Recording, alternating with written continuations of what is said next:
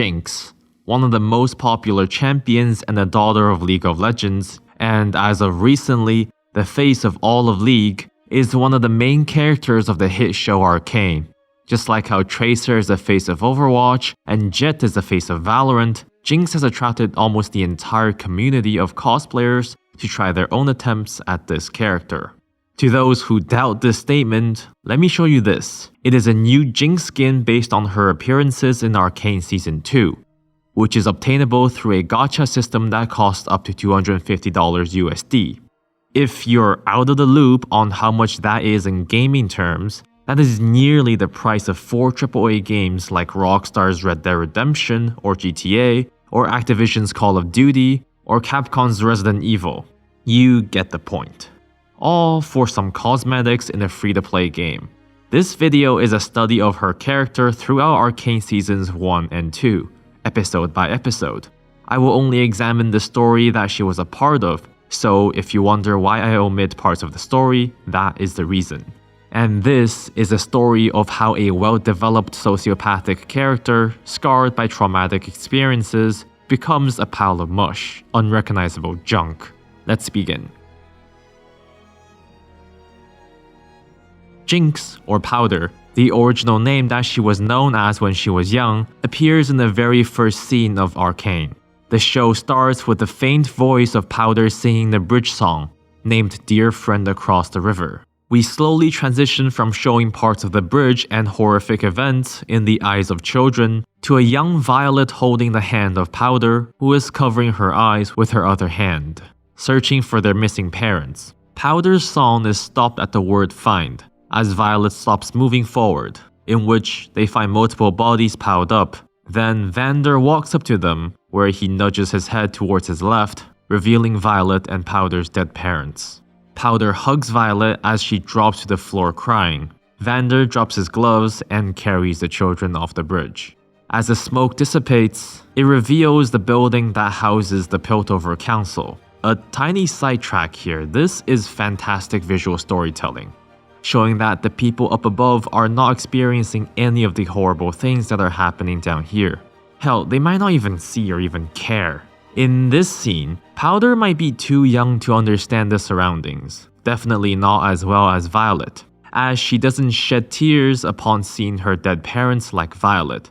We then cut to Violet and Powder, scaling the walls of an upper city building with 2 others, and revealing the beautiful skyline of Piltover, the city of progress. A blimp flies by above the kids, and Powder delivers her first actual line. She says, "One day, I'm gonna ride in one of those things."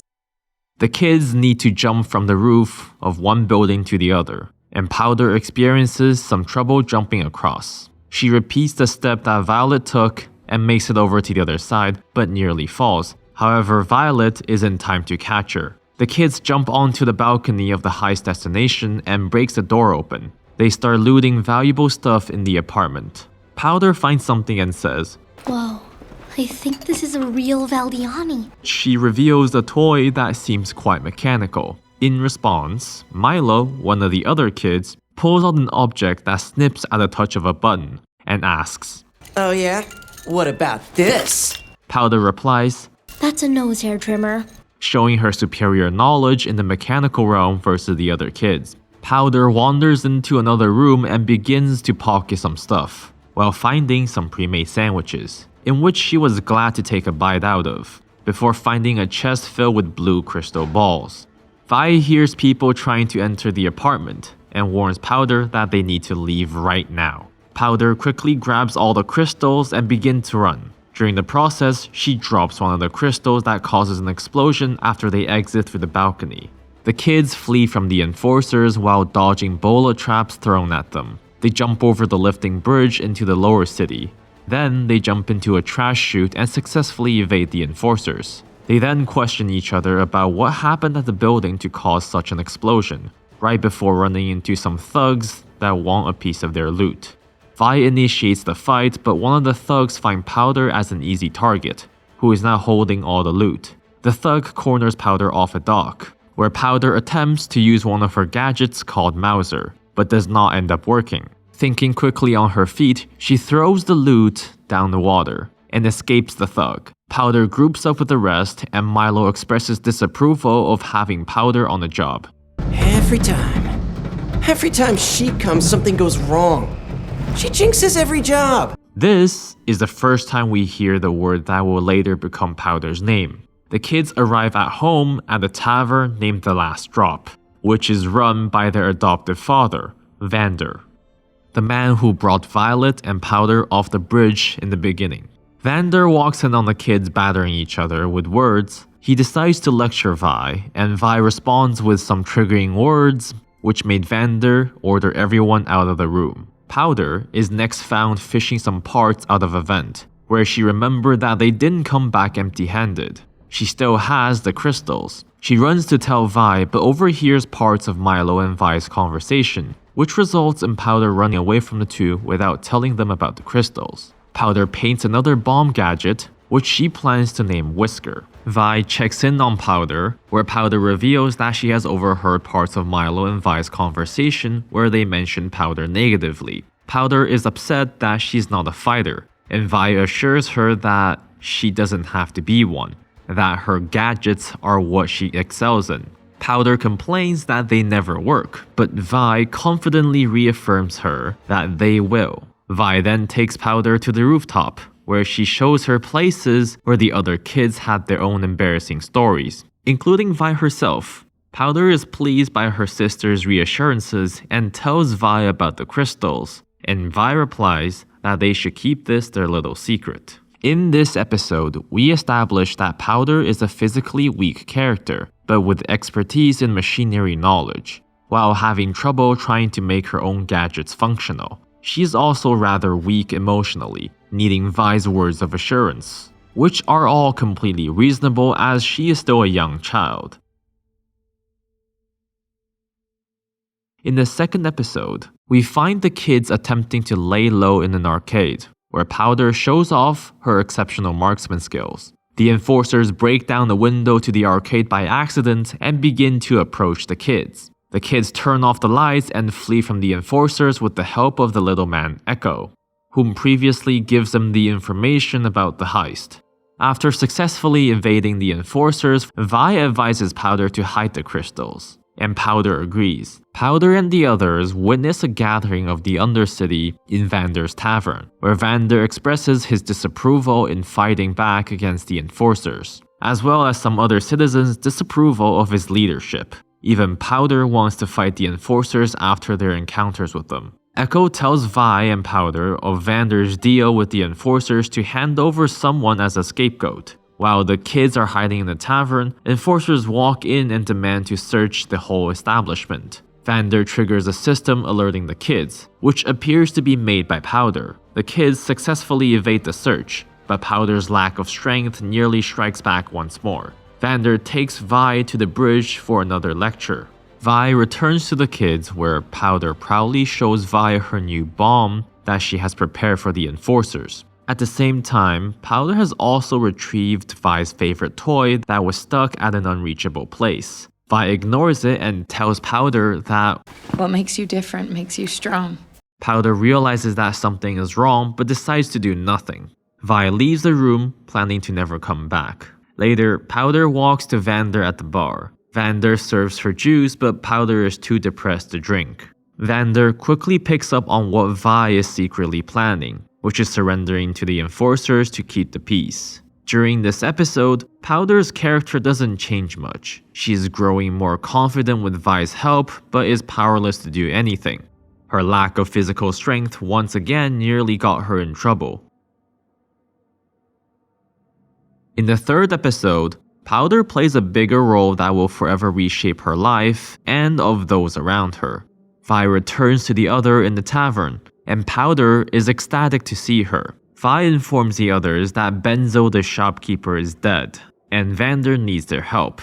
Powder prepares to help, but Vi denies her as she thinks it's too dangerous, which is completely justified as she was the only one who has witnessed how Benzo was torn apart. Powder insists that she can be of assistance, but Vi denies her once more, this time coming off with a harsher tone. As Vi is running out of time to save Vander, Vi also stresses the importance of Powder's existence as she is not willing to lose her. To calm Powder down, Vi gives Powder a smoke signal, promising her that wherever she lights the signal, she will be there. Powder is then left behind as the others head off to save Vander. On the other hand, Powder is not remotely taking any of this well. She rips off Monkey Toy's head as she cries uncontrollably. This is when she puts things together and figures out that the blue crystals that she took from the apartment are what caused the unexplained explosion. Powder realizes that with these crystals, she would be able to help the others. She arrives at the warehouse that Vander is being kept at, and she peeks through the slit between the two boards to see that Vi is being confronted by some dangerous goons. Realizing she is running out of time, Powder begins to scale the wall for a more favorable position. She positions herself and prepares Monkey by putting multiple crystals inside of it. She peeks through the window and sees the drugged up monster. Powder tells the toy that it has to work and sends it in. This monkey toy has its symbols modified with spikes and detonates a crystal that it's holding. It causes a huge explosion that blows Powder off the balcony. The bomb does incredible damage to everyone inside, killing multiple people, including Milo and Clagger, which Powder is not aware of. Powder meets up with Vi and a dying shimmer-infused Vander, where she proudly proclaims that the monkey bomb worked. Realizing what her bomb has really achieved, Powder breaks down crying, saying that she only wanted to help, and Vi should not have left her alone. Vi strikes Powder out of anger, as Powder is the direct reason behind everyone's tragic fate. However, we should not assume that everything would have been fine and dandy if the monkey bomb didn't end up blowing up. They still needed to jump off from like 3 stories tall, with Silco's goons chasing right behind them. Vi realizes what she has done and decides to walk away while Powder pleads for her to come back.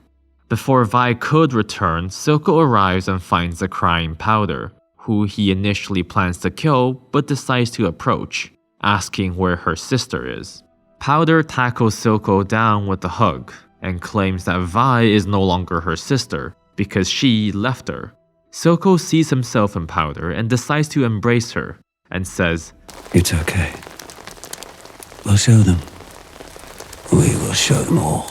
In this episode, Powder was abandoned while her eagerness to help and fight was boosted by Vi in the past 2 episodes. However, Powder does not understand Vi's abandonment is for her own safety. Powder attempts to help because she was left behind, and it causes tremendous destruction that annihilated her whole family. These are the events that eventually cements her to become who she is for the rest of the season. Her character goes from a cheerful gadget mastermind who is constantly in need of reassurance to experiencing the death of her friends and foster brothers Milo and Clagger, the death of her foster father Vander, as well as Vi's abandonment. All because she wanted to help, but was not able to help directly because of Vi's preventions. Powder lost everything while trying to help, forever causing her personality to morph into a monster. Years have passed since we last saw Powder. The next time we see her, we find her protecting Silco's business in smuggling Shimmer by fighting and killing off a few members of an organization called Firelights. From this point on, she goes by the name of Jinx, a name which acts as a haunting reminder of what she believes she is, a monster. During the fight, a pink-haired girl reminds Jinx of Vi, which causes her to hesitate and the ship to burn down. Savika, Silco's right-hand woman, is annoyed at Jinx for failing her objective, but they have to flee before Piltover's enforcers arrive. Jinx stays hidden from Savika while Savika complains to Silco about the incident, where Silco defends Jinx. After Savika leaves, Silco re-inquires about what happened on the ship. Jinx replies that the girl reminded her of Vi. Silco then assures Jinx that Vi is gone, and Jinx spazzes out with a bunch of words complaining about his sister. This is the first time we see Jinx having a mental illness cut, where she jumps positions between lines. I will not attempt to diagnose her conditions, but you might hear me reference this with schizophrenia or psychosis later on for the sake of not having to repeat the term mental illness every single time. Silco tells Jinx that this will set them back weeks, and he needs to know that he can rely on her. Jinx assures Silco that it won't happen again while injecting his eye with shimmer for healing. Silco tells Jinx that Savika will clean up the mess, and he also wants Jinx to take some time. Jinx expresses disapproval but is forced to take the time anyway.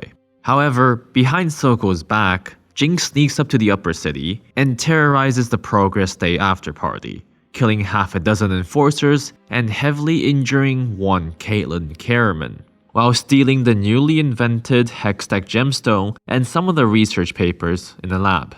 After hearing about this, Silco finds Jinx blasting music in her hideout, where he scolds her for her unsanctioned actions. But Jinx presents the real prize, the Hextech gemstone. She lights up some fireworks, walks past the doll that looks like Milo, and gives Silco a warm embrace. During this episode, we see Jinx experiencing psychosis, showing that the events of episode 3 took a heavy mental toll on her. However, she is somewhat emotionally secured by Silco, who not only fully trusts Jinx, but also cares for her and sides with her, even though she is known to be unreliable. Jinx also acts on her own and brutally murders topside enforcers with her bombs, showing that she's a ruthless killer at the same time. Her hideout says quite a bit about her. We can see objects representing her ex-foster family, and we also see her working on tons of gadgetry showing that she never lost interest in them, even though the last time we saw her fiddling with them, her entire family died. Although not much screen time was shown regarding this transformation in personality, the time skip definitely helps towards it. And it is not unreasonable to think that she is where she currently is purely due to the events of episode 3. In episode 5, we find Jinx reading through the research notes while hanging off what would normally be considered a dangerous edge in her hideout. She proclaims the boringness in the notes before finding out what the notes are really about, which is the runes. She then figures out that everything involving magic uses the gemstones as its power source. She then inserts the gemstone into a machine and turns it on. The effects of the gemstone instantly reminds her of the monkey bomb from years ago that killed her entire foster family. There is a little nitpick here where we get to see Milo and Clagger's death in a flashback, which she should not have seen back then, but it doesn't really matter. The machine blasts her back and powers off by itself. Jinx starts crying and says, No, it was a mistake. It was a mistake. While we are shown the two objects related to Vi that Jinx still keeps, even though she no longer considers Vi her sister. Jinx then revisits the arcade from episode 2. The place was never reoccupied or looted, which is rather interesting considering the crime rate of the city must be on the higher end. Jinx picks up a piece of metal that belongs to the sparring machine that Vi used to practice with, which then brings her to a high scoreboard that is almost entirely filled with Vi's records. A crow lands inside the arcade and Jinx draws her pistol on it. She pauses but ends up pulling the trigger, killing the bird. This scene kinda means a lot. Even though not a single dialogue took place, her past still haunts her, and she isn't afraid of killing harmless animals, which is usually behaviors of real-world psychopathic serial killers. Also, killing a crow means bad luck in many superstitious traditions, showing that she does not align herself with any of them. Jinx reassembles the sparring machine and gets flashbacks to both good and bad memories, and they anger her. She starts to punch the machine, and we see cuts between her and young Vi's moves on the same machine, where she is visibly having an emotional breakdown at the same time from the memories. Jinx's score on the machine, though rising, still fails to beat the high score Vi set in episode 2. Jinx sees that and decides to shoot the machine with her pistol. She is next found in Silco's office again on a catwalk, where she witnesses the meeting Silco just had with Marcus, the leader of the Enforcers. Silco forces Marcus's hands to buy time with the Jinx grenade, claiming that the Firelights were the organization behind the attack. After Marcus leaves, Silco urges Jinx to crack the weaponization of the Hextech gemstone. Jinx says, I can't do it. Just give it to the doctor. Silco replies that Jinx is the only person that he can trust with this technology. Jinx then says, I keep seeing them. That day. And Silco replies, Fear haunts us all, child. Assuming Silco took Jinx here right after the previous scene, Silco brought her to the waters, where he told her his story with Vander, the one where he lost his eye. However, Jinx seems to have heard this story multiple times and finds it unnecessary as she is getting hypothermic. Silco then tells Jinx a new story, where the day that Vander nearly drowned him in these waters, he let a weak man die, and another was reborn. He lectures Jinx about the power of betrayal and how it can mold one into something greater, and he instructs Jinx to let Powder die, so that nothing can hold her back to become who she is meant to be. Silco then baptizes her in these waters. With this, Jinx is able to crack the mysteries of the Hextech gemstone. During this episode, Jinx's past haunts her, preventing her from having breakthroughs with the Hextech. Silco encourages Jinx to let her past die so she can become who she truly is meant to be, which is what we see happening by the end of the episode. Jinx is now a psychotic killer whose past no longer holds her back. Great character building so far. In episode 6, we find Jinx visiting the last drop, asking the bartender, whom she assumes is named Chuck but is actually named Theorem, but she refuses to acknowledge that. She asks him for a drink, and at the same time she finds out that Savika was involved in a fight where she lost. Jinx then pranks Theorem while calling him Chuck again, and disappears upstairs towards Silco's office. She sets up a trap for Savika, where Savika informs her about Vi's return in a very taunting way. Jinx nearly has another breakdown and knocks Savika out in a rather creative way. Savika's words did get into Jinx's head, which causes her to use the smoke signal that she received from Vi in episode 3, attempting to confirm Vi's return in her own way. The smoke runs out, and Jinx throws a stick into the abyss out of anger. But then, she hears a strange yet familiar voice, calling her childhood name. Powder? The sisters embrace each other, and Jinx drops the gemstone. Vi promises Jinx that she attempted to return, but then she was arrested. Jinx asks Vi, Marcus. implying that she had a suspicion and knew that Marcus was in the Undercity during the tragic events of episode 3. Jinx questions Vi being a part of reality, for which Vi affirms her that she is indeed real. Jinx tells Vi that things are not the same anymore, but Vi doesn't seem to care. They embrace each other once more before Caitlyn shows up, and Jinx spots her. Jinx draws her minigun on Caitlyn, who she recognizes as an enforcer, while Caitlyn recognizes Jinx at the same time.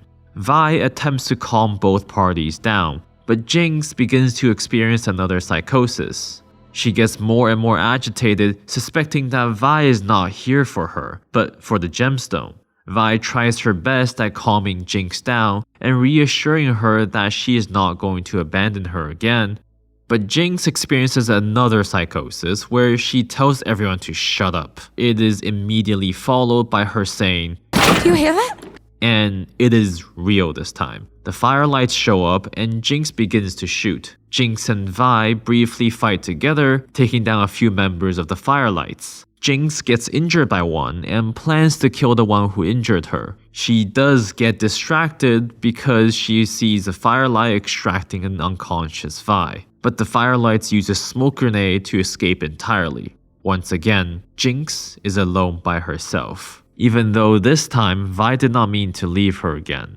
Jinx ends up being abandoned once more. Vi? No! Jinx's emotional stability took a nosedive from the events of this episode. Finding out that Vi is still alive and actually meets her. Seeing Vi, a part of her old identity after deciding to kill it off at the end of the last episode, inserts a great conflict in her current identity. Vi's existence offers her a chance to return to who she wants to be as a child, but we all know that is unfeasible in any shape or form, considering what she has done in the past few episodes.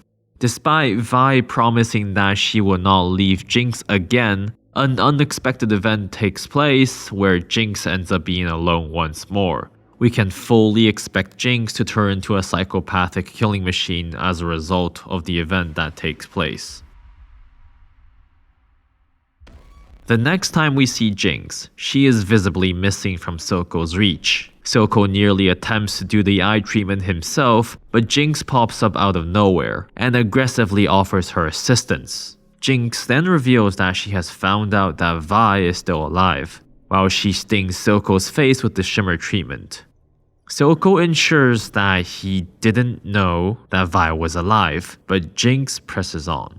Silco tells Jinx that he did indeed know about Vi and Caitlyn coming to town ahead of time, but he explains that they were here for the gemstone and not for her. Silco then reminds Jinx that they are family, and he has treated Jinx better than Vi did. On top of all of that, Silco tells Jinx that he needs her, now more than ever, and urges her to complete the weapon. Jinx experiences a few incidents of schizophrenia and finally gives Silco his eye treatment, before disappearing once more. This scene is rather meaningful for Jinx, as the line, I need you, is something that Vi has never said. Well, besides this time where she says, I need you to sit this one out, Powder. Back in episode 3. And, they do not mean remotely the same thing. The line, I need you, is also one of the last things Powder said to Vi before she was abandoned. Come back, please come back, please, Violet. I need you, please. After leaving Silco's office, presumably Jinx plans an ambush on the bridge to retrieve the gemstone, where she witnesses Vi hugging Caitlyn while posts up hidden, confirming her suspicion that Vi was never there for her. Her schizophrenia laughs in her mind, and she excuses it as just a goodbye hug, which is true. Then she says, She wouldn't do that. Not again. Here, we can assume that Schizomilo told her that Vi is leaving her. We then see Vi parting ways with Caitlyn and Echo. Jinx spots the Hextech gemstone in Echo's position, right before Echo gets shot by Marcus. Jinx then watches Vi running back for Caitlyn. As a result, we see Schizomilo growing larger and larger, indicating that she is getting more mentally unstable. Jinx screams out loud, Liar. before unleashing her butterfly bombs that kills nearly everyone except for Caitlyn, Vi, and Echo. Jinx appears out of the smoke humming the song that she was singing at the beginning of episode 1, before executing one of the officers. Jinx picks up the cartridge holding the gemstone and sees Vi aiding an injured Caitlyn. Her psychosis makes her see Caitlyn grin out loud, as if saying her plans of taking Vi away from Powder has worked. Jinx immediately unloads her minigun on the two, but misses, right before a hoverboard riding Echo flies out behind them to fight Jinx. Echo retrieves the gemstone back and has a standoff with Jinx while covering for Vi and Caitlyn to leave. Jinx's voice turns coarse and says, Oh, look who it is. The boy savior. Echo sighs and smirks right before dropping his stopwatch, recalling a game that they used to play when they were children. However, unlike the outcome of that game, this time Echo comes up on top and nearly beats the brains out of Jinx. Echo hesitates and Jinx releases another grenade, presumably killing them both. We then get a shot of Jinx lying on the ground, twitching and dying. During this episode, an emotionally unstable Jinx was calmed down by Silco, who exerts more influence on Jinx, nearly fully grasping her firmly on his side. Jinx has most of her suspicions about Vi confirmed in this episode, even though they are not necessarily true. This influenced her to become even more psychotic than she was. At the same time, she rapidly racks up body counts in this episode, presumably killing at least 5 more enforcers. Jinx takes a smaller role in episode 8, because, you know, she's on a deathbed.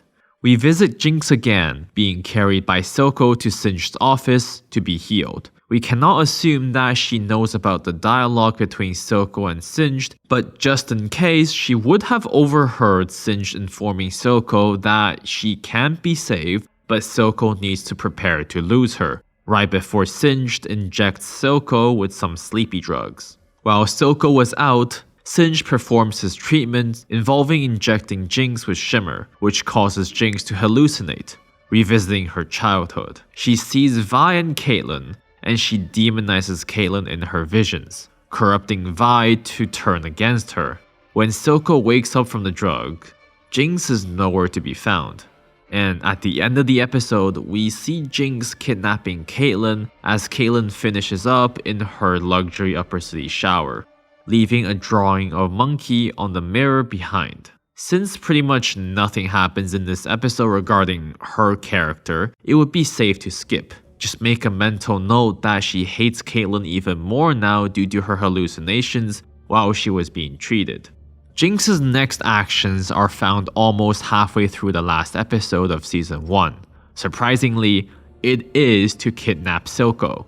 We don't know how long she has been following Silco, but I do think it's safe to assume that she has overheard the entirety of Silco's soliloquy, lamenting on how easily his dreams of Zong can be achieved through Jace's deal if he just handed Jinx over to the top side.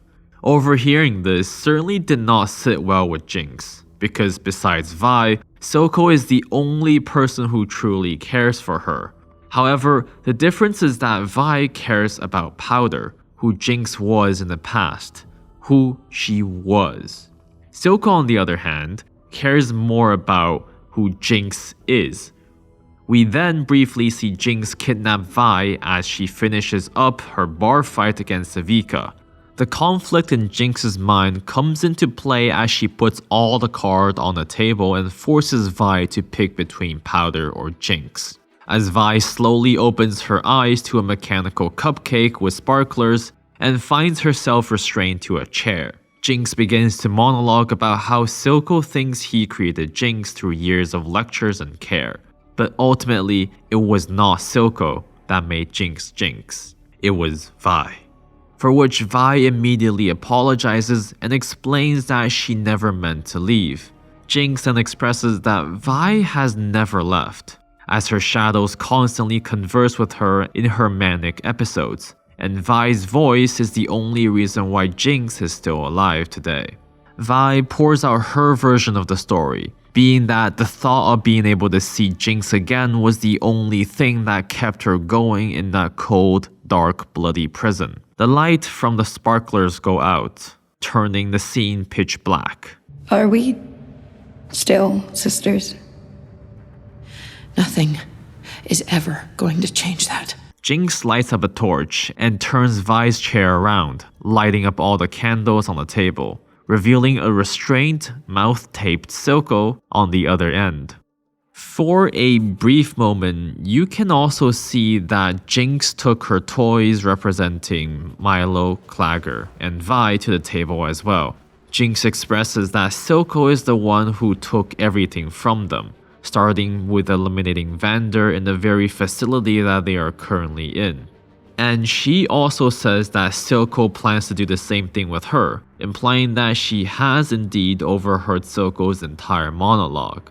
She also accuses Silco of being a liar because he convinced Jinx that Vi abandoned her, even though he knew the truth. Silco attempts to speak in response but is unable to. Jinx suddenly says, We're missing someone. and leaves the table. Vi takes a chance to scan the surroundings, seeing toy Milo and Clagger, as well as her childhood toy on one side of the table. On the other side of the table, we can find Vander's gauntlet and pipe. Jinx wears Vi's gloves and brings a plate to the table. We can simply just ignore the fact that one of these gauntlets were actually broken during the fight against Savika, and now it is fully functional. We'll chalk it up to Jinx being able to fix it. I don't know. It is not really important as the gauntlets do not play a role to the end of the season. Jinx reveals that she has paid Caitlyn a visit during the day, and Vi begins to get anxious, inquiring Jinx on what she did. To which Jinx replies, I made her a snack. We can take this to have two different meanings grammatically. One meaning that Jinx has brutally murdered Caitlyn and turned her into a quote-unquote snack, or that Jinx made a snack for Caitlyn. We are soon to find out that it was indeed the latter, as Jinx lifts the lid from the plate and Vi nearly has a breakdown due to not wanting the former option to be true. Jinx expresses that, Sheesh, I'm not that crazy. you know, I've always thought this line as improper, as it serves as a line for the audience. Because we know that she is a sociopathic murderer, but Vi doesn't know that to the same level as us the audience do. Jinx walks into the shadow once more and rolls Caitlyn to the table, mouth taped as well. Jinx then asks Vi which seat she should take. One of the chairs has powder written on it, and the other Jinx. Jinx then tells Vi that it is her choice and hands Vi her gun. She then explains that if Vi kills Caitlyn, she can have powder back. Vi tells Jinx that she can't, and Jinx turns to shoot Caitlyn with the gun. Vi immediately tells Jinx to hold back, and says that they can just run away and never come back. Jinx asks, Where would we go? and experiences another psychosis. Vi presses on and says, It's true. We'll put this behind us. You'll never have to see him again, Powder. Silco attempts to speak once more. This time, Jinx turns curious and takes off Silco's mouth restraint. Silco grumbles to Vi that her name is Jinx, followed by what is the most logical prediction of Vi's reactions to the current Jinx. Silco says that Vi will promptly realize that Jinx is not Powder anymore, and Vi will turn her back on Jinx once more. Jinx ponders her choices while tears begins to shed. She tells Vi that, You aren't lying. You wouldn't lie to me. Not again. however, Jinx suffers another psychosis where Milo laughs and she shoots Milo toy, breaking a glass that rolls to Caitlyn. Jinx yells, Shut up! We're talking! Silco doesn't know that Jinx has overheard his soliloquy and explains that the topside has offered Silco everything that he has dreamed of Zon, but they cannot burn because he will never hand Jinx over, and everyone betrays them in the end. It is truly tear-shedding as Silco says, They will never understand. It's only us. You're my daughter. I'll never forsake you. I don't know why, but I do think the line, "You are the daughter that I never had," would be more fitting, but it doesn't matter, and it won't make much of a difference. Jinx nearly drops the tears, but Caitlyn manages to free herself during this and threatens Jinx with her own minigun. Vi pleads no, presumably to both parties. Jinx grunts and attempts to shoot as she hears yet another voice from her psychosis. Caitlyn fires the minigun and shoots only the ground, even though she was aiming at Jinx. The shots serve as a warning, and she tells Jinx to drop the gun. Jinx refuses to do so, and Caitlyn prepares to unload the minigun, but Vi pleads once more. Caitlyn warns Vi that Jinx is too far gone, as Jinx steps back and lets go of her gun. Caitlyn hesitates, and Jinx uses her newly gained super speed powers from the shimmer treatment she had, and attacks Caitlyn. Jinx swiftly knocks Caitlyn out, and begins to experience another mental breakdown. Both Silco and Vi taking the chances to sway Jinx to their side. Silco struggles free enough to grab the pistol and takes aim. But Jinx opens fire on Silco out of reaction, killing Silco. She immediately regrets her actions and runs to Silco. He uses his final words to tell Jinx, I never would have given you to them. Not for anything. Don't cry. You're perfect. as life fades away from his eyes. Jinx picks up her gun and sits down in the Jinx chair, while Vi attempts one last time to convince Jinx that everything will be okay. Jinx begins to monologue that she thought Vi could love her like she used to, even though she is not Powder anymore. But Vi changed too. She finishes with, Here's to the new us. and Jinx leaves the room. She launches her newly invented Hextech rocket towards the council building, where there is currently a meeting taking place. I don't know why they would convene in the middle of the night, but sure. Jinx plot ends here with the end of season 1. This episode is quite hard to unfold, but the simple version is that Jinx has chosen to remain with her current identities as Jinx. It did take Silco dying to reach this decision, but it is a beautiful decision. Well, narratively speaking, not in the reality way, since she is solidifying herself as a sociopathic serial murderer terrorist. Jinx kidnapping everyone and forcing Vi to choose her own future is a form of great insecurity and lack of leadership in her own life, characteristics that were evident throughout her life. She desperately wants someone else to pick a path for her, so she doesn't have to choose for herself. Jinx realizes that Vi only wants Powder back, and essentially wants nothing to do with who Jinx currently is.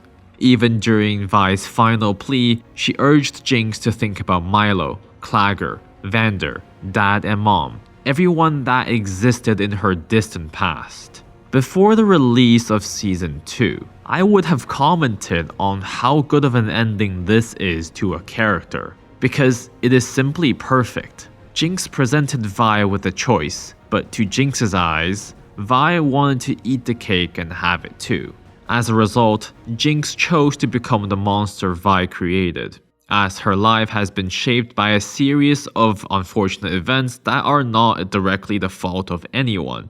She is a character that no longer needs reassurances from others to be who she is. First, it was Vi who served that role, then it was Silco, but with Silco's death, Jinx actively chose to be Jinx. From staying on the bridge to launching a rocket at the council building, Jinx's story is a great tragedy, and that's what I love about it. It is a good tragedy. Not all stories need a happy ending. However, that isn't the end because we have a whole other season to cover. So let's not waste more time. Weirdly, but not surprisingly, Jinx does not have a single appearance in episode 1 of season 2. However, it is important to know that the top side declared Jinx to be a wanted criminal, and they will be sending down enforcers geared with toxic gas and hextech weapons to extract Jinx. Skipping to episode 2, we have more for Jinx. The episode starts with Jinx holding Silco's dead body underwater, with a recap of what happened since the events of season 1. However, just like the scene where Jinx says, Sheesh, I'm not that crazy. this monologue also serves as a dialogue that is meant for the audience, before it turned to addressing Silco. Jinx says that everything is going to quote, Shit. unquote. The Chem Barons are fighting each other for control as Silco's death led to a power vacuum. Even the streets are now filled with lowly thugs as the city suffers from the Chem Barons' infightings. Jinx compares the situation to when Vander died, which was caused by her, but except this time, Silco isn't there to put order back on the menu, because, Jinx shot him. Jinx laments that Vi used to say that Jinx can fix anything, and both Vi and Silco used to say a lot, and they always bossed her around. She doesn't know what to do now that no one is guiding her. She is lost. Then she hears Silco's voice saying, Have you had enough? before she screams out of her lungs underwater. Immediately in the first scene of Jinx's appearance in season 2, we have a character regression. Jinx is lost as there's no one left telling her what to do. We have already gone back on the previous character advancements that Jinx chose to be Jinx. It was her own decision at the end of Season 1 to become Jinx. She wasn't a I don't have orders so I don't know what to do kind of character. Jinx has always had her own ideas, attempting to use Monkey Bomb to help her family, sneaking to topside to blow up the Enforcers and steal the Hextech gemstone, kidnapping everyone to have a final confrontation. It was all her ideas. Going back to the story, we have a little music video explaining what is going on in Zong when the Chem Barons die off one by one, from 6 to 3, and the remaining 3 cannot stop fighting each other for their own interests. Jinx is shown to walk past everything as if none of this is her problem, and we cut to a little girl being chased by 3 thugs. We have no clue what they want from this little girl, and we will never find out. She attempts to jump across the street to another pipe, but fails and falls. Jinx is calmly walking down the street before the little girl falls on top of her. The thugs drop down to them calmly before realizing that it is Jinx who lies before them. And they get shot and die. Too bad for 1, 2, and 9, they chase the little kid to their deaths. Jinx has her first real dialogue, and I have no idea how to paraphrase it, because it genuinely doesn't make any sense. So I will play it right here. You feel it? That buzzing behind your eyes? How about you stop pointing the gun at the kid? Oh right, she is a psycho. The kid looks at the wall that is decorated by a lot of wanted posters of Jinx, to which Jinx says, Yep, that's me. recalling to her saying the same line in episode 4 in season 1. She then says, if you ever need to curse a sibling or a family or a society, that's her card. Somehow this makes the kid idolize her and follow her around. Now, I will take the explanation that Jinx saved her life, which is totally explainable if the kid is filled with gratitude, but this is another level. We next find Jinx hanging out on the catwalk of Silco's office again. This time, she witnesses Savika stumbling into Silco's office drunk, after being humiliated in front of the Chem Barons. Savika expresses her frustrations to Silco's chair that Silco is dead and she is still mopping up his messes. Jinx chimes in, and Savika reacts by throwing her screwdriver, pinning Jinx's hair braid. Savika wonders if Jinx is here to finish her off. Jinx picks up Silco's eye treatment tool as Savika picks up an empty bottle.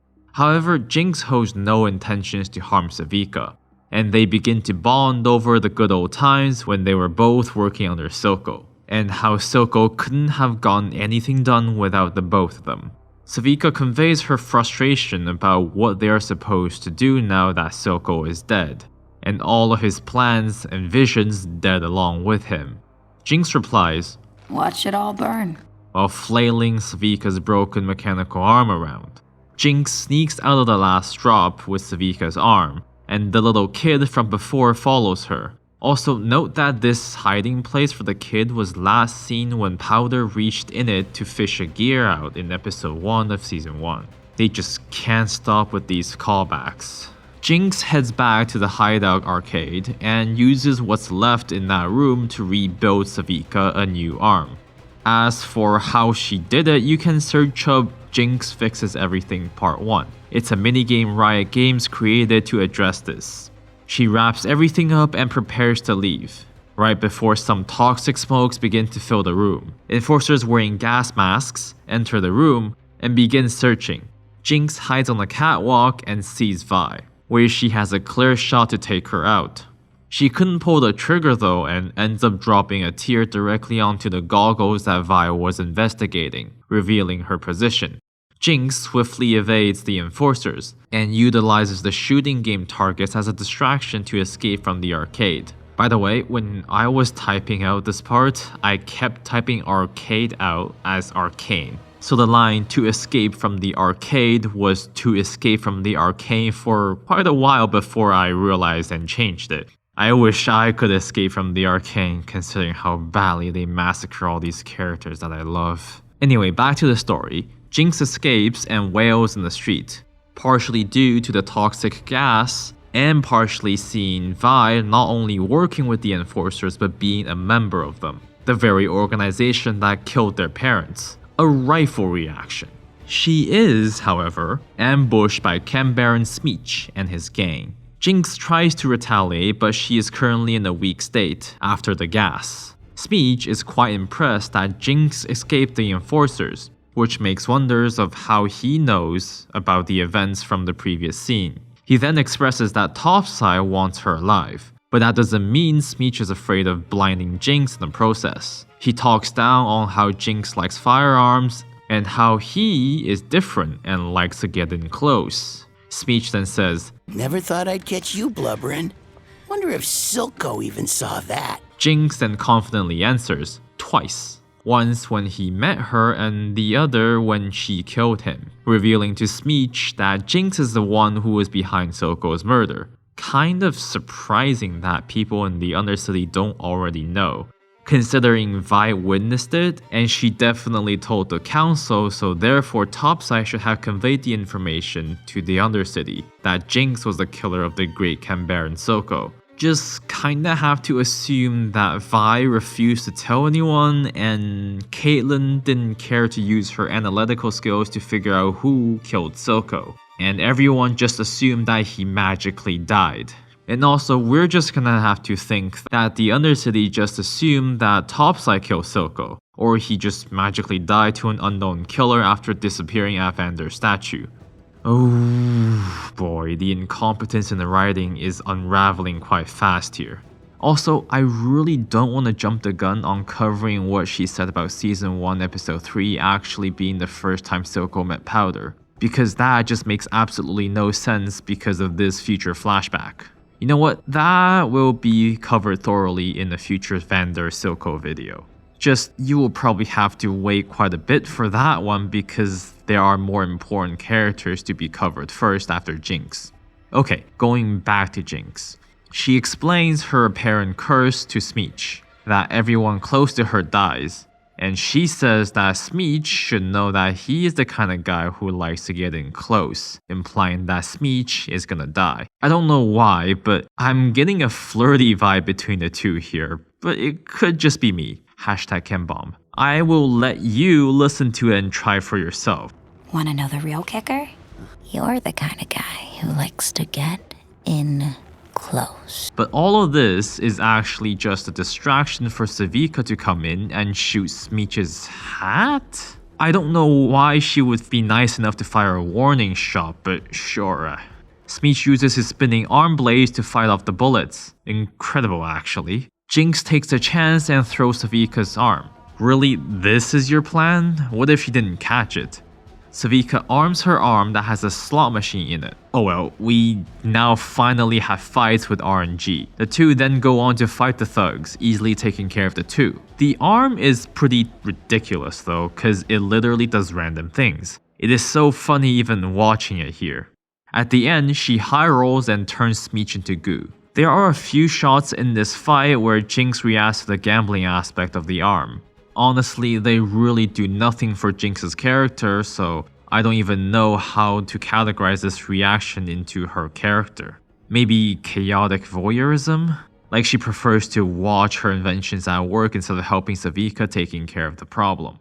I mean, Jinx should fully know that there's a chance that Savika can just die from rolling nothing for a few times in a row, considering the arm is a literal slot machine. Jinx greets Savika and sassily complains that Savika could have just let her get taken in. Savika then returns Jinx with the line that she received earlier. Haven't I done you enough favors? Haven't I done you enough favors? Woohoo! This is the level of writing we've gone to. Setup and payoff within 2 scenes. I'm not saying it's bad. I am saying it's bad. I'm just saying that it's piss worthless and it doesn't mean anything besides being a snarky line. Savika says that she never asked Jinx to help, but she helped anyways because it was something that Jinx could fix. You know, instead of keep blowing things up, everything that she was doing in the last season, we are 180ing that. Absolutely none of this old Jinx. New season, new me. She should be known as Jinx the Fixer from now on. Savika sees Jinx concerned and asks what her plan is. Jinx reveals that she's going to kill Vi. I really don't know how she got this new conclusion to come to, but sure.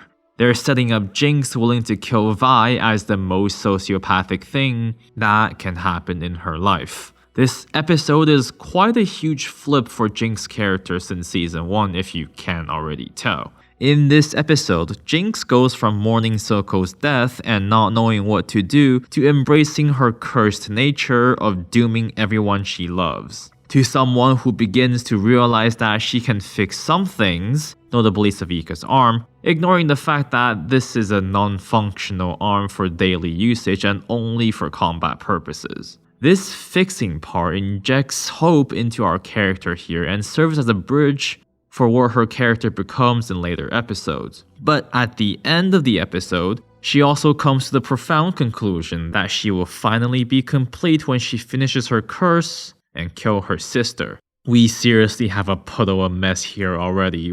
We have parts leading into many different paths. None were paved from her character from season 1. Considering Jinx was no longer lost at the end of season 1, because she chose to embrace the Jinx identity, she chose to blow up the council, just like what Silco would have wanted. They can all burn. It was Silco and her against the world, but with Silco being dead, it was just Jinx against the world. I genuinely don't recognize this character besides the physical appearances. In episode 3, we jump into quite a bit of action with Jinx. Jinx sets up a lure that leads Vi to her. Vi enters a chamber with a giant Janna wall art. It also appears that Jinx made quite a few pieces of art on the pillars in this room herself, the content of which will not be discussed though. But just know that Jinx prepared herself to die here with Vi, so some art is appreciated. Vi enters the chamber and screams, Jinx! To which Jinx responds that Vi has finally got her name right. And Jinx says, Guess there really isn't a crack in the earth where you won't find me.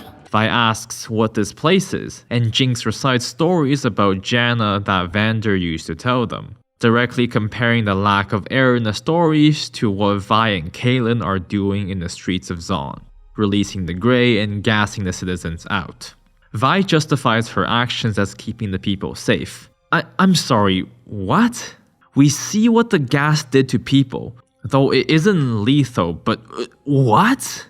What do you mean safe? Do you know the side effects of breathing in bad air? Ones that are bad enough to instantly tear someone up? Also, Vi is saying it like they just mop up all their gas by vacuuming them when they are done clearing the sector. That definitely did not happen. Alright, I'm sorry, this is a Jinx character study, so let me keep myself on topic here. Jinx replies, we, implying that Vi is now firmly on the side of Caitlyn and the Enforcers, and she never would have thought that her sister would turn Bluebelly. Just a correction here, the word Bluebelly is an American Civil War slang that Southern Confederates used to refer to Yankee Unionists, and not ever used in the context of police. Though I'm not denying that you can shift new meanings into words. As much as you want to cringe over this line, we have to admit that the police brutality undertone is heavily implied. The fact that Vi would turn to the organization that killed her parents is unbelievable, but that's Vi's story. Vi replies that she never would have thought that Jinx would orphan kids. I mean, it is a fair response considering what Jinx has done in the previous season, but come on, using chemical weapons is arguably worse than explosions. You know, that's what we established in the Geneva Conventions to prevent nations at war from using chemical weapons on each other.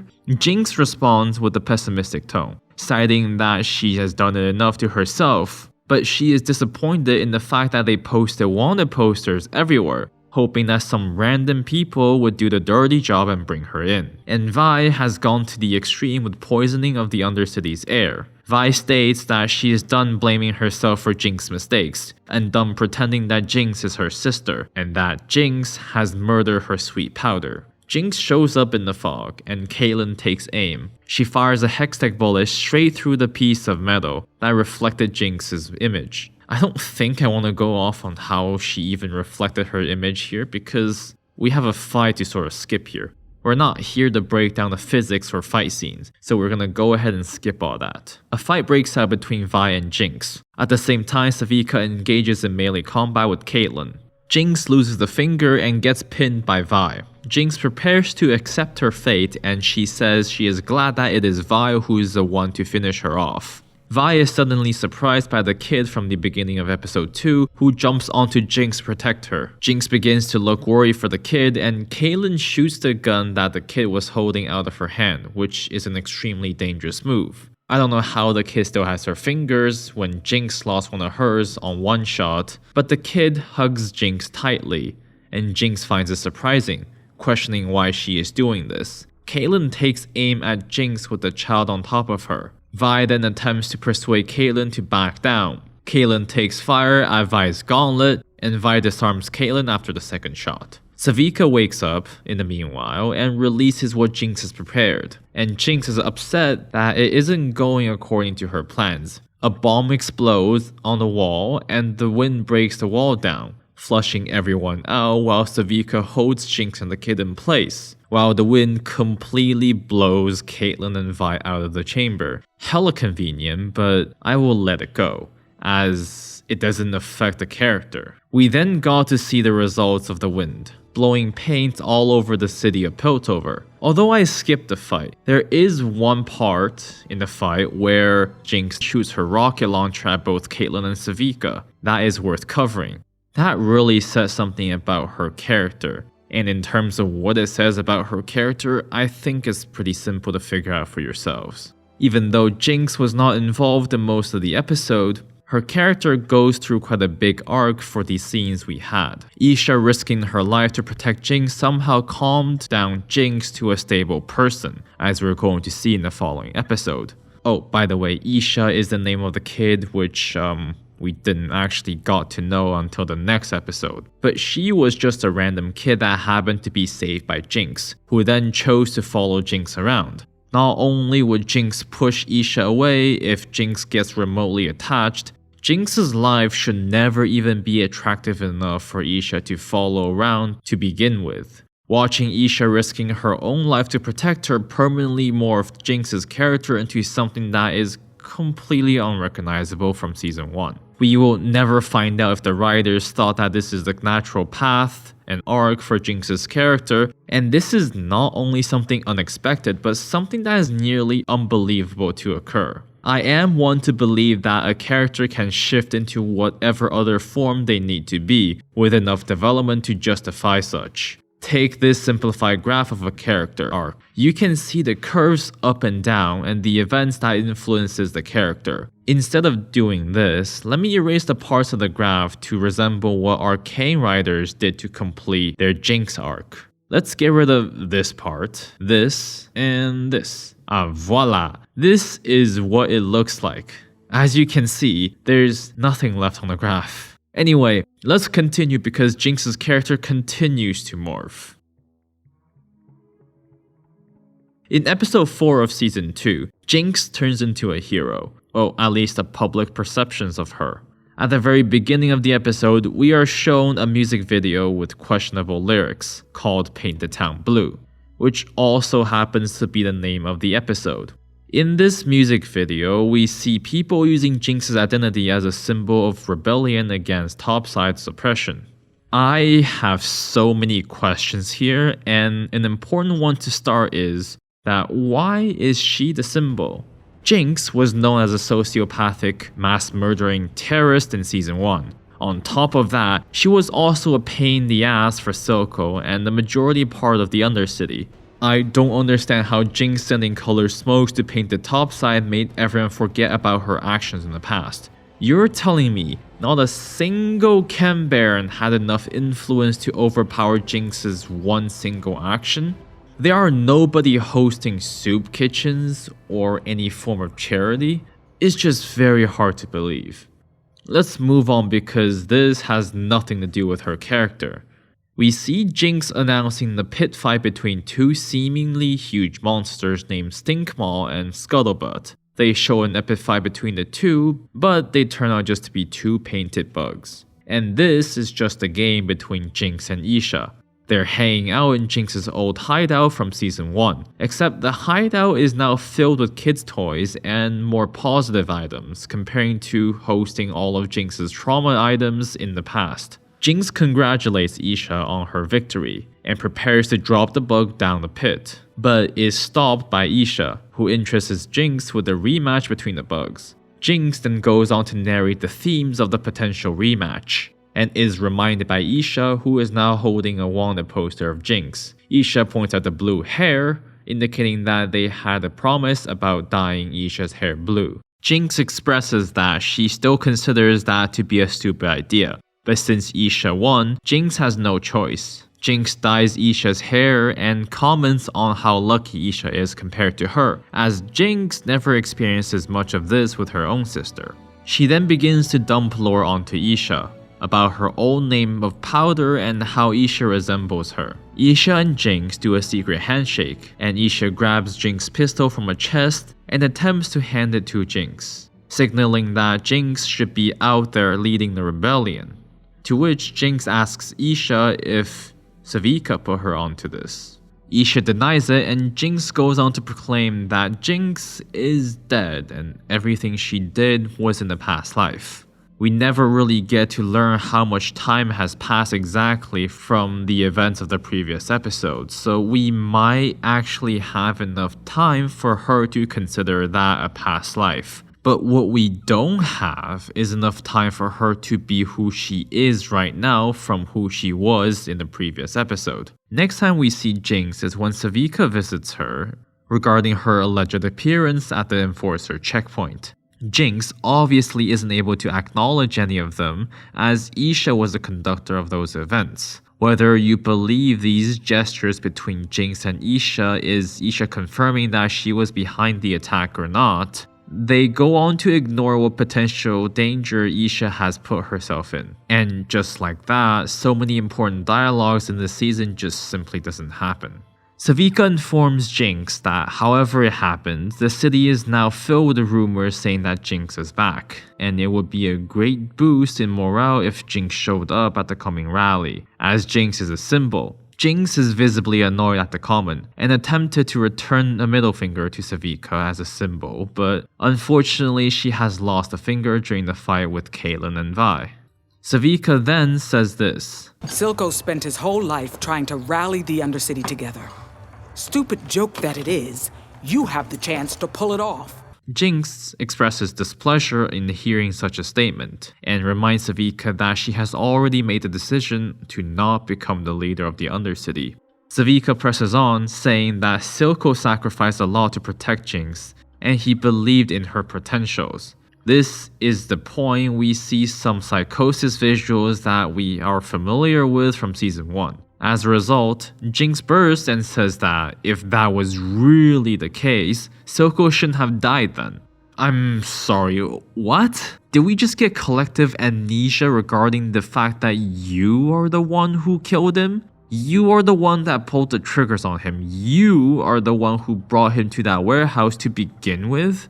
I know that Savika doesn't know about Jinx being the one to kill Silco, because if she does learn of such information, she will want to kill Jinx. As of why she doesn't know that, we can simply chalk it up to the writers simply forgetting the fact that words spread fast in this universe, and Vi never making the information public. Savika sighs at Jinx's reaction to the information and tells Jinx that a rally is taking place tonight at Vander's statue. The attendance includes her fans, firelights, and any who Savika can reach.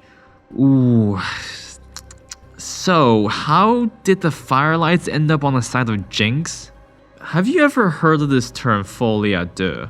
Well, now that Joker 2 has made it famous, thanks to the extremely low ratings, it is more widely known. But the term means delusion of two, and I would like to suggest a new term here, and that the firelights are currently having a folie en masse here. Did we simply forget the fact that Jinx and the Firelights were essentially mortal enemies?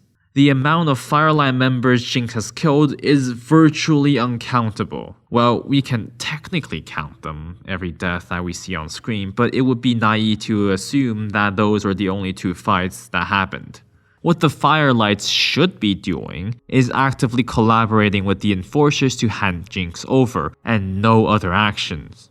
In fact, it would bring a different layer into the politics between Topside and the Undercity, a layer of worldview that completely disappeared and turned into a bland and unidimensional conflict that is shown in the season that we got. Topside versus the Undercity, rather than how Season 1 portrayed the existence of haters and sympathizers from the Topside, and the Undercity having extremists as well as collaborators. Not only do we have 180 flips in the characters, we now only have one-dimensional worldviews. How elementary of a mistake this is for the writing team.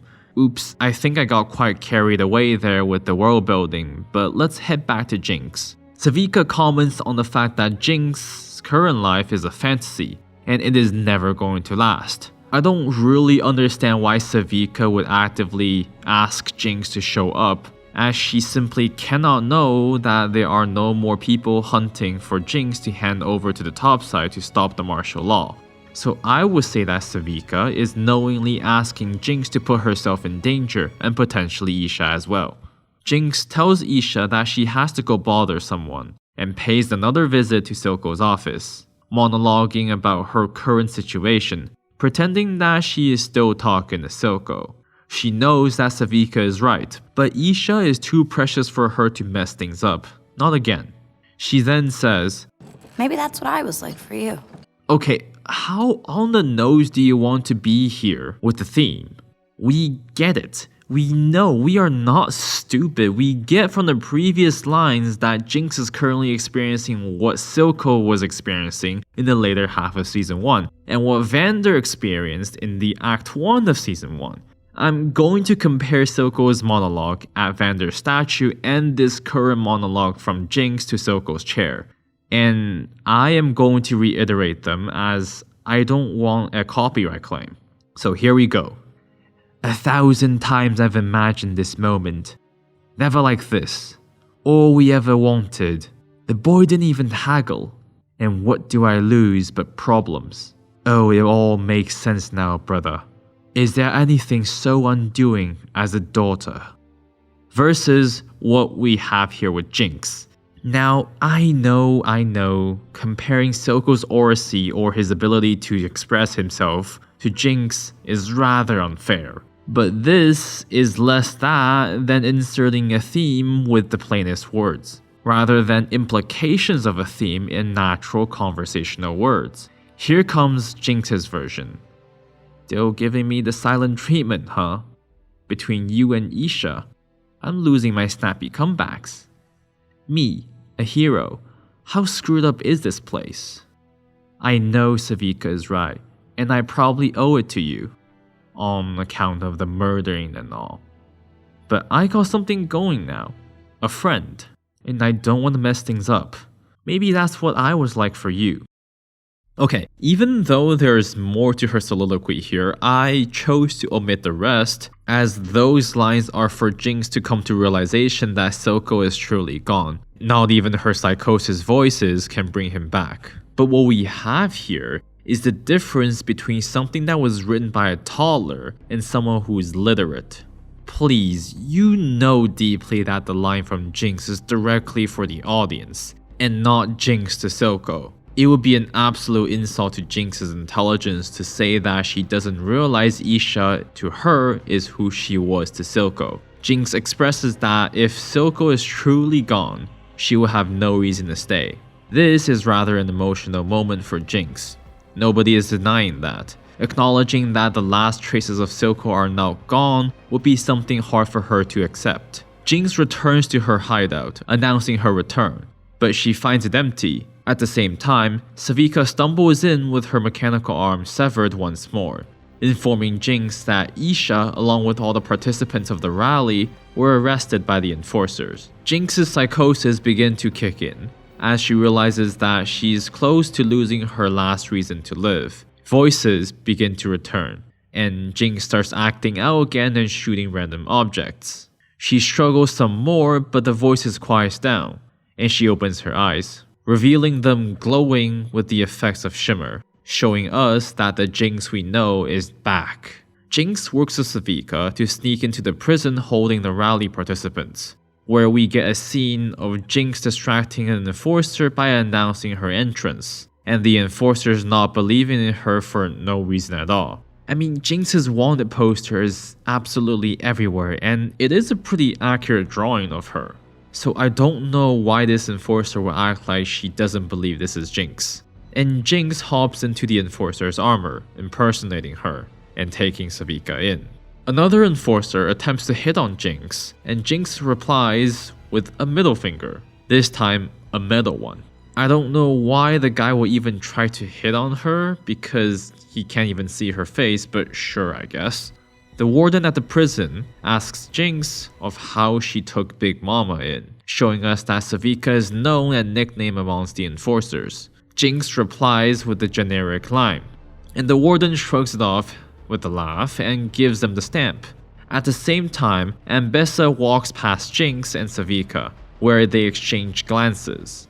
Jinx prepares to draw her pistol, but nothing happens, and they proceed down to the cells. Savika and Jinx knocks out the guards and release the prisoners. Jinx says, Here I am, your big fat hero. Expecting cheers, Jinx, however, receives pats of respect, and this surprises her. If you have seen the episode, you know what danger is coming. A bloodthirsty monster who was summoned by Singe, the doctor who saved Jinx in Season 1, is arriving promptly. So I think it's safe to assume that Jinx just sent most of these people that she just released to their deaths, as they are bound to encounter the monster on their way out. If not the monster, they will be encountering armed enforcers, so I also don't see a way out there. But we can just go ahead and ignore all those issues in the plan making because it wouldn't make any sense if you think about it. Jinx runs through the cells to locate Isha, whom she finds, and she tells Isha that she's late for the rematch between the bugs. Jinx and Isha embrace each other while Savika watches. An elevator arrives, and Enforcer quickly floods the room, potentially as a response to Savika and Jinx's actions. We would never know if that was actually the case, as we don't ever see any alarms triggering. As the enforcers approach the group, a loud thud comes from the elevator. The monster rips the door open and slaughters all the enforcers. Jinx tells Savika to protect Isha while she takes on the monster. During this fight, we can see that Jinx's hextech weapon is absolutely useless against the monster. Savika sneaks by and enters the elevator, escaping with Isha to a horrific scene of mauled enforcers, including the warden himself. You can also see some Jinxers aiding each other. Isha sheds tears as she is carried away by Savika. Jinx eventually backs into a wall, with nowhere to escape. I mean, you do have super speed, so I don't know how you can get yourself cornered, but sure, let's entertain this idea. Jinx prepares to blow herself up along with the monster, but the monster stops Jinx before she could pull the pin from her grenade. The monster slows down and appears to recognize Jinx, and then it whispers, "Powder." This is a very interesting way to end an episode, a cliffhanger. Usually when you end an episode with a cliffhanger, you don't begin the next episode with another time skip, but that's exactly what we're gonna get. But before we talk about Jinx in the next episode, let's sum up what happened to her character during this one, considering we have quite a significant shift. Jinx's public perception from topside remains the same, while she becomes the symbol of the rebellion in the Undercity even though she was the direct cause of the atrocities that they are experiencing. And all of this happened off-screen during the time skip. In this episode, Jinx first rejects Savika's offer to lead the city, but is forced to take the role as Isha gets captured. We also see Jinx's psychosis calm down off-screen, which gives her a significant character moment when she realizes that all traces of Silco has withered away from her life, only for the psychosis to return when she learns that Isha was captured. Isha became Jinx's only reason to live in this world. Off-screen, of course. Jinx earns her respect with the Undercity by freeing the captured rally participants, solidifying her role as a hero, even if she was not one at heart in the beginning of the episode. She comes to embrace the role as she receives acts of respect. We gained a bunch of new traits in our character here. However, what we have lost is a Jinx who is against the world. A Jinx who chose to be Jinx because everyone betrays her in her life. A Jinx who is scarred by years and years of trauma. Our Jinx, our precious Jinx from Season 1, is dead. As mentioned before, Episode 5 does not pick up where we left off in Episode 4. We skip to Vi working as a pit fighter in some underground fight club for a living. You can see traces of Jinx slowly entering the scene during this compilation. Jinx finally pays Vi a visit. Vi wakes up to Jinx writing her name on her cheek like how Vi has hers on her face. Vi threatens to kill Jinx. As a response, Jinx gets straight to the point, claiming that the monster that attacked her in the last episode is Vander, and he needs their help. Vi does not believe the information to begin with. However, she changes her mind upon seeing Jinx shedding a purple tear. Jinx promises that she can prove it, and Vander is in need of their assistance. There is a piece of context that is missing from the casual audience knowledge though, and it is involved with the previously mentioned minigame called Jinx Fixes Everything. This time it's part 2. During this minigame, Jinx searches but loses trace of Vander, so she turns to the last drop, now fully abandoned after Vi wrecked it. Jinx uses parts here and there to fix the jukebox and cracks Silco's safe to play the special song, hoping that Vander will hear it.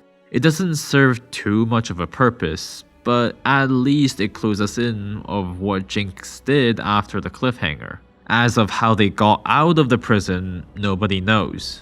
We follow Jinx, Isha, and Vi while they work their way towards the mines. Vi sees artworks depicting Jinx as a hero, and she begins to ponder her reality. They head down the mine, and Vi questions why Vander would be down here. Jinx then tells Vi to ask Vander himself. Vi chalks it up to Jinx living in her fantasies again, and if Jinx do not want Isha to know how delusional she is. Jinx ignores the conversation and tells Isha that Vi wasn't always like this, and she used to be cool before she kicked her butt. Vi says, "See what I mean? Delusional." This incites a taunting conversation between the two, followed with a fight between Jinx and Vi, which actually results in Isha being the one hurt and bleeding through her nose. During this conversation, Jinx makes a comment of Vi joining the Enforcers, and Vi returns with an insult citing that their parents never had to witness how psychotic Jinx turned out to be. Jinx then asks which one of them is a psychotic one. She cites her being a hero and breaking many imprisoned Zonites out of the prison, while Vi was wasting away drunk in a pit. I mean, at this point, we're just getting the same dialogue over and over again. We're just never going to move on, right? After the fight, Vi questions why Jinx grabbed her out of the pit, considering Vi's assistance was never a necessity. Jinx replies with actually a quite nice line here. Listen to yourself. Last time Vander needed us, we tried it alone and nothing was ever the same. So maybe this is like a do-over. Besides, he's your father too. The three continues down the mine and locates a room with Vander and Silco's old mining equipment. They find a letter on a desk, and the letter is an apology from Vander to Silco for what he did to Silco after the death of Vi and Jinx's parents. Jinx naively comments on how if Silco found this letter, everything might have been different. No, it wouldn't have. An apology was the last thing Silco needed from Vander. More on this when I eventually get to cover them. Vi almost pats Jinx on the shoulder, but refrains herself from doing so. As they leave the room, the monster rapidly approaches them. Jinx says that it is Vander and something is causing Vander to be aggressive. Vi takes him on to protect Jinx and Isha, and realizes that in Vander's current state, it is very likely that he intends to kill them. Jinx shouts for Vi not to hurt him, and the fight continues until Vander sees Jinx and it reminds him of Powder again, which eventually causes him to calm down once more. It is a little interesting that Vander doesn't seem to recognize Vi here. For what reason? I wouldn't know. Well, I actually do know. It is for narrative reasons and not for an actual reason in universe. This is to show that Jinx is the one who resembles their kid version more versus Vi, reinforcing the previous line where Jinx questions Vi regarding which one of them is the psycho. However, it wouldn't matter at all because they were referring to the actions of the characters and not the physical appearances, and it would be stupid to say that Vander would not recognize Vi's physical appearances over Jinx. As the fight continues, everything goes dark, and Jinx lights up a lighter to reveal a calmed down Vander embracing Vi, to which Vi tells her, What are you waiting for? He's your dad too. Jinx breaks down in tears and embraces them both. It is a very emotional scene, and no matter how much I dislike Season 2, this got me in tears when I first watched it. Not much changes actually occur to Jinx's character within this specific episode, besides the fact that having Vander back in Jinx's life is meaningful on many different levels, but her character frame remains the same as the previous. And of course, Vander's return will have an impact in the future. Episode 6 is the episode to impact Jinx the most in the season, but it takes a bit to get there. We start off slow with a group of now 4 people attempting to reach Victor, hoping that he can heal Vander. They surrender their weapons at the gate and are allowed into the camp. After meeting with Victor, Jinx is visibly disappointed at Victor's inability to instantly heal Vander. Vi asks Jinx what she thinks, and Jinx is surprised that Vi actually wants her opinion. She responds that she hates fortune cookies, referring to calling Victor a fortune cookie previously. We are then shown a flashback scene with Vi and Jinx's childhood, spending time with their parents as well as Vander. The scene goes from Vi and Jinx's mom, whose name is Felicia, marking the kid's height on the monolith, fading into the same object in current time. It is now covered with moss, half buried, and its top half broken off, but the markings of Violet and Powder's height still remains. Vi, Jinx, and Isha are currently at the monolith, now tablet. Vi asks if Jinx remembers their parents, and Jinx responds that she remembers their mom's smell the most, to which they say axle grease at the same time. Vi asks if Jinx thinks this place can work, and Jinx expresses that this is just a fever dream, an underground utopia run by a skinny tin machine herald. I'm sorry, Jinx. That is no longer Victor's in-game title after the visual update. His title is now a Herald of the Arcane. Vi suggests both of them staying, helping out the community. To that, Jinx responds with a simple, "We?" The camp is soon surrounded by Noxian soldiers, led by Mbessa and Caitlyn. I'm sure Jinx knows it, but we never get to see anyone else react to that information. Jinx is stationed at the vantage point, watching Isha through her spyglass while eating a fruit. She has sent Isha on a mission to steal their weapons back, whom returns with absolutely no trouble.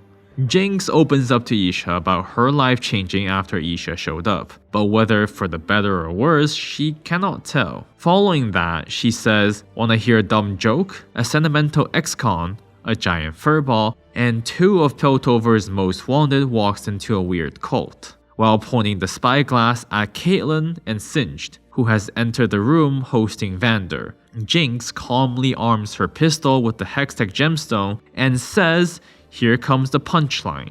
I will say though, it is kinda neat that she says one of Vi's in-game voice lines.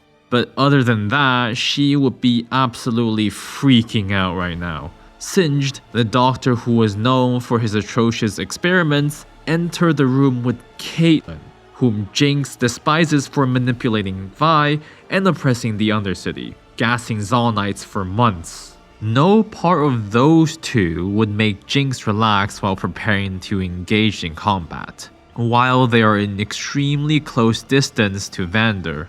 Jinx prepares to shoot, but Caitlyn strangles Singed. I'm assuming that Jinx has prior knowledge that Caitlyn was here to betray Ambessa, otherwise it would make absolutely no sense at all of why Jinx isn't just shooting both of them on sight. Singed is knocked out, and Caitlyn begins to attempt to help Vander out of the camp, but Rictus followed them here. Rictus is Ambessa's right-hand man, and upon seeing Caitlyn's betrayal, he jumps in and fights Caitlyn. Rictus grabs Caitlyn into the chokehold and begins to monologue. Okay, seriously, what's with this show and monologues? They don't ever get to do what they say they're going to do. They just end up talking and failing. However, before Rictus can finish his monologue, Jinx shoots at Rictus, who deflects the shot with his rune-bound weapon. A fight breaks out between the two, and I don't know how, but Jinx loses when she has super speed. Rictus ends up pinning Jinx to the ground. As he is about to execute Jinx, Vander wakes up and blocks a hit. Vander then turns around and says, "Don't touch my daughter." My god. Really? This is how low we've gone to? How about you say, "Do not touch the girl on the ground with blue hair who is a daughter of mine" instead? Can you be even more upfront with the dialogue here? Do you think we don't know that Jinx is his daughter? Simply saying "don't touch her" would be more than enough. Vander then nearly one-shots Rictus and yeets him out of the window. And then Jinx embraces him. Caitlyn wakes up and says, "You." She should have way more reaction than just this, but that's for a Caitlyn video. Vi enters the room now, and they all embrace each other. Ooh, happy ending. I wonder where this is going. Unknowingly to the group, Jay sneaks into the camp and blasts Victor's chest open, killing him. This results in all of the people Victor has healed to shut down, including Vander. However, instead of just falling dead, Vander is now supercharged with red liquid, and he brutally tears apart the just awaking Rictus. Witnessing this event, Ambessa leads her army to attack. During this battle, Vi gets cut open and Vander harms Jinx as well. Understanding the situation, Isha runs for Jinx's pistol and overloads it with multiple Hextech gemstones that she took from Vi's gauntlet at the beginning of the episode, shooting at Vander while creating a huge explosion, annihilating herself as well. During this sequence, we are clued in with a flashback of Jinx and Isha doing the funsies. I'm sorry, you don't get to do this. These are events inserted right here at this moment to make you feel bad for her. Does it work? I would say that it worked for many people, but me, no.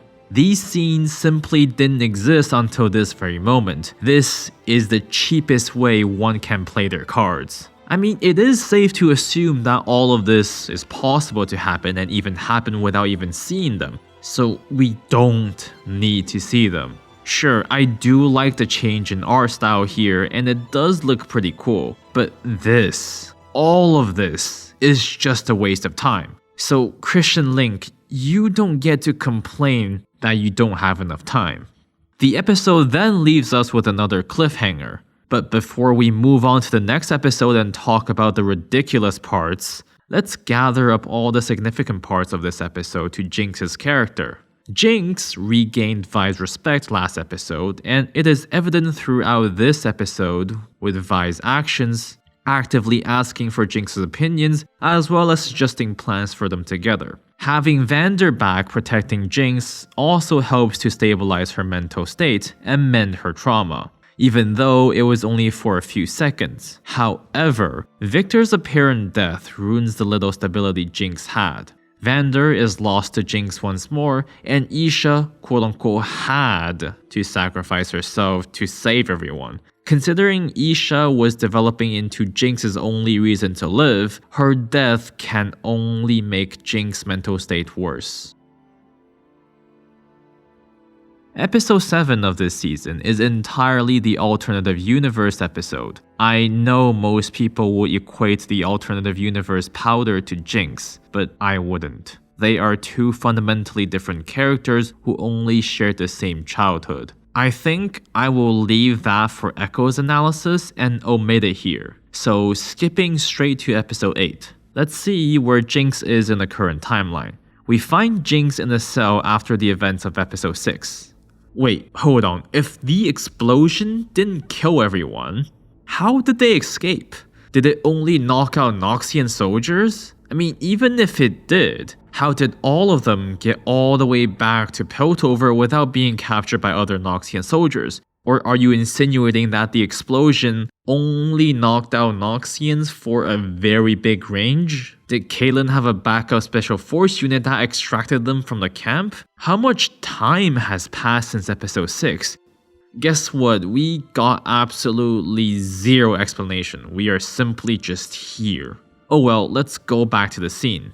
Caitlyn delivers Jinx food, pushing the tray over the previous meal. And since there's only one previous meal, we can assume that Jinx was only fed once before. Unless she was eating the earlier meals but somehow stops at this one.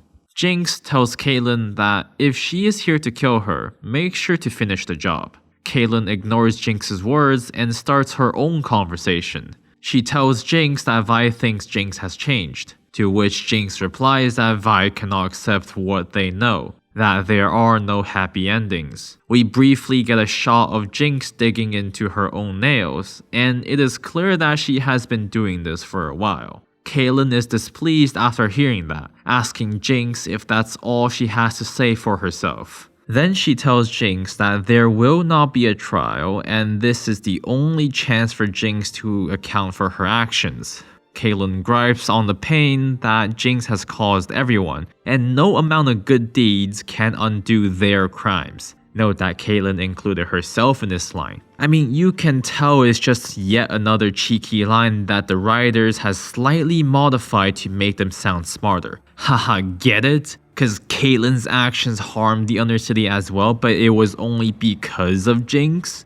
If Caitlyn really feels remorse for what she has done, she would have said all the pain we've caused and not just you. More on that in her own analysis. But Caitlyn is right about herself. One can only imagine how it feels to live under her tyranny. Jinx refuses to comment and simply tells Caitlyn to just do what she came here to do. Caitlyn answers that in the process of hating Jinx, she has also hated herself, and she just doesn't have the energy for it anymore. Jinx finds something to say, telling Caitlyn that she didn't know Caitlyn's mom was there, referring to the missile she fired at the council building at the end of season 1 that killed Caitlyn's mother.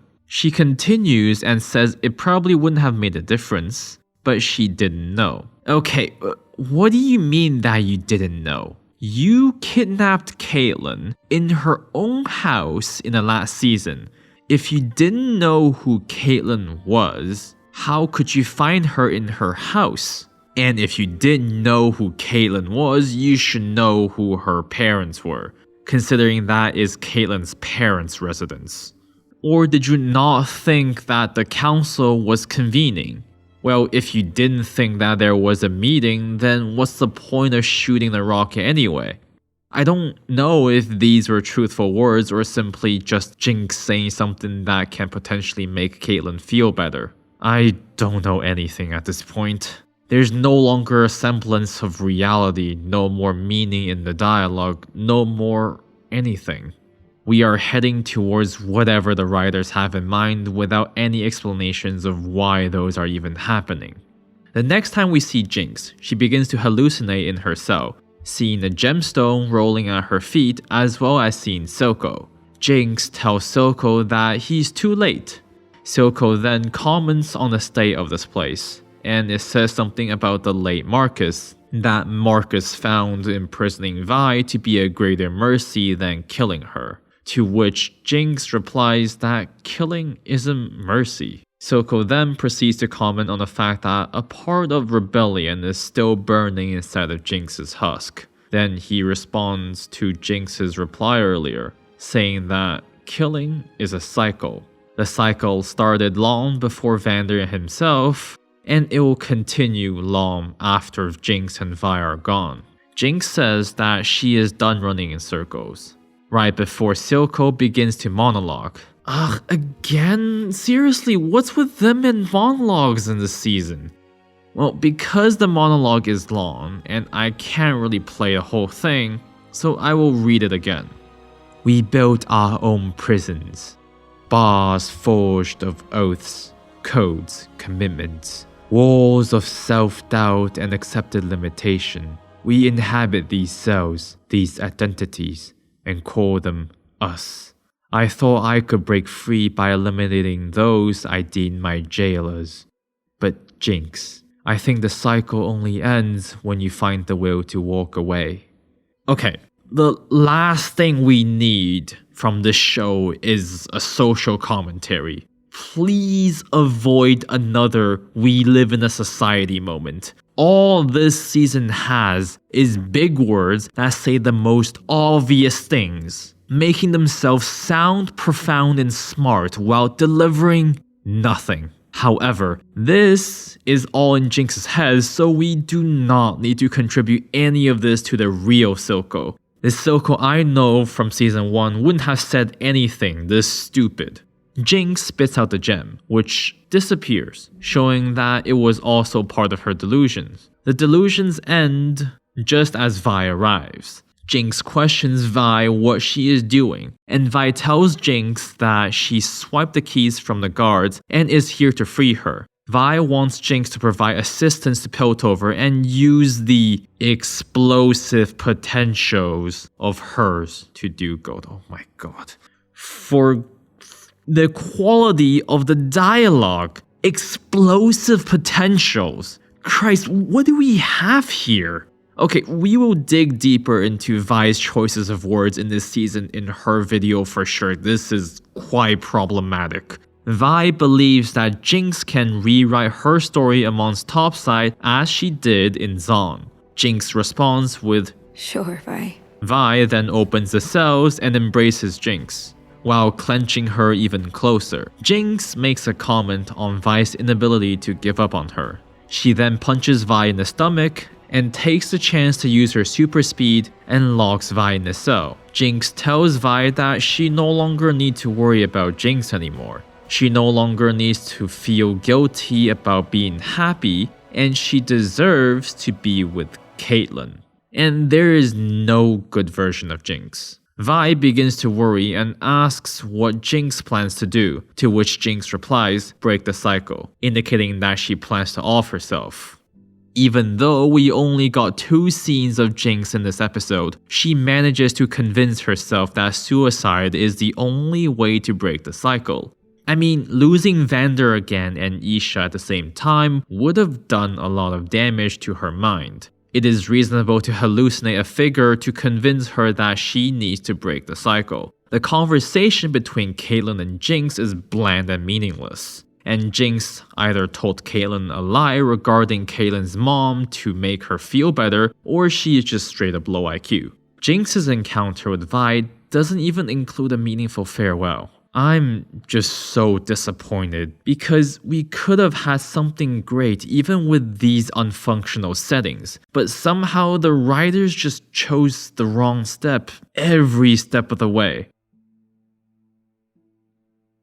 We have one more episode in the entire show to cover, but Jinx's role has been greatly diminishing already, and the last episode certainly doesn't help. We do, however, start with Jinx lying on the ground, and a song plays. Jinx is preparing for her own death, pouring liquid all over the last drop. We can also see that she has gotten rid of her long hair.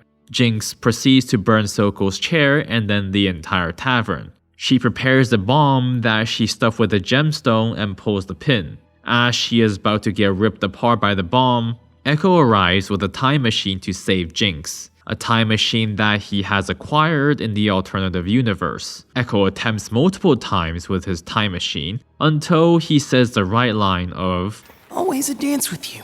Jinx tells Echo that she is tired of talking and jumps off the edge. Echo pulls the time back once more and tells Jinx that he's learned from someone very special that the actions of the past is irrelevant in the face of the potentials that lies in the future, and there will always be someone worth building the future for.